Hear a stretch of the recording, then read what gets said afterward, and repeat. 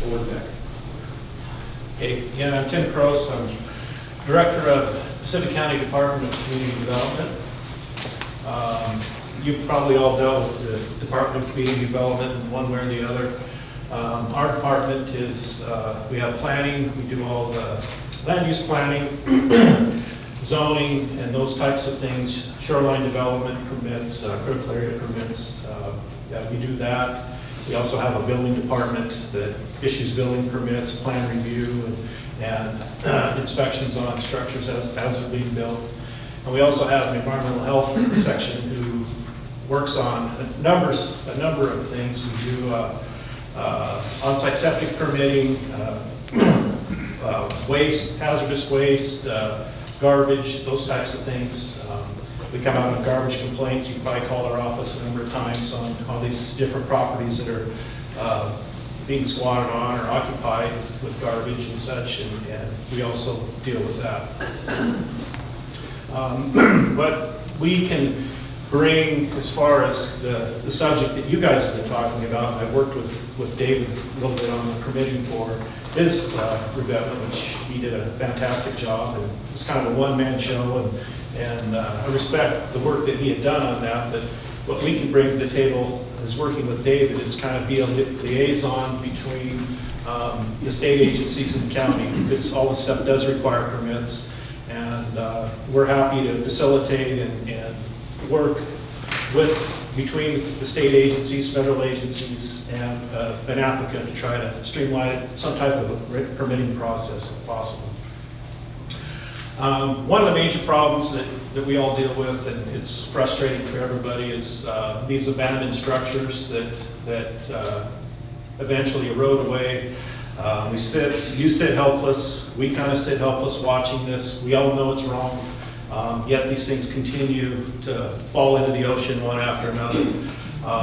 You've probably heard the whole thing, the frustration that we've had, and there's it's a very complicated problem, but it's the gift of public funds. You can't spend public funds to clean up a private property. What we normally do in a normal situation is we go through an abatement process where you have a city or a county or someone like that would have a fund that would go in, clean up the property, evaluate, when there's a violation, clean it up.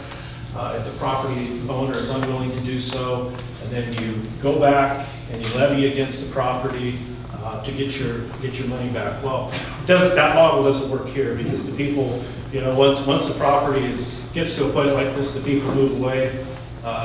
We could try to abate it, but the county's not going to receive any funding back, because once it goes into the ocean, it's gone. The property's worthless, and the county is stuck holding the bill. So, and what happens also is the state agency, once it hits the beach, it's becomes state parks land. So once it gets down there, state parks can go in and do some cleanup. If somebody from state parks is here, and I'm speaking out of order, let me know. But I believe state parks does have the ability to work, but who's responsible for something like that that's halfway up and halfway down? So you have a number of situations like that. Tim, I'd like to stop you for a second there. Yeah. I'd like to question that a little bit. Sure.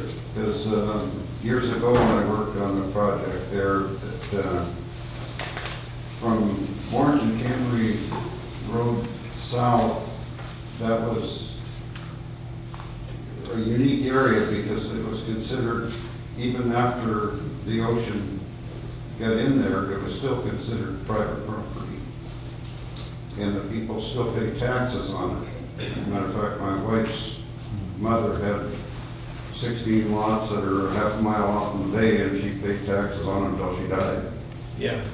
But, so I question whether that is state parks or not. I may have misspoken. Maybe state parks has the ability to do cleanup at that point. Once it hits the beach, it might not be state parks now. You're right, looking at some of these old tax lots that are still existing back. You're correct. I probably misspoke. Yes, it was the only place on the coast where you could own land underwater. Except for Pub. Just that area there, because of the erosion. Yeah, Was that's the a only good. place that you could own land below the high water mark. Yeah, and Willapa Bay is unique that way. And that's one of the reasons why the committee that I got put on, which I didn't agree with, that was for closing beach driving, and that's one of the reasons we picked that area, because that was private property. Private property. That's a good point.